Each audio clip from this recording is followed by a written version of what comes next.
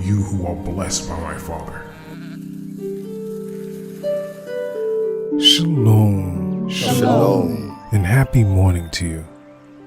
Going through life without hearing Yah's voice is extremely difficult. Decisions will be made that will compound your misery, and many of your own plans will fail because you are not in line with Yah's will and purpose. But bearing adversity and affliction in this life is not something we have to do without having Yah's merciful hand upon us. In order to obtain that mercy, all one needs to do is what the Shua in the Messiah's name represents. Word H7769, Shua, literally means cry for help. And this is what we must do in order for Yah to hear and deliver us and lead us back on the right path with his voice, which we must hear.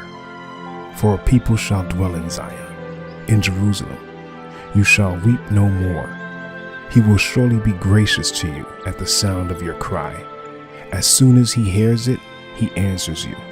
And though Yah give you the bread of adversity and the water of affliction, yet your teacher will not hide himself any more, but your eyes shall see your teacher, and your ears shall hear a word behind you, saying, "This is the way, walk in it," when you turn to the right or when you turn to the left.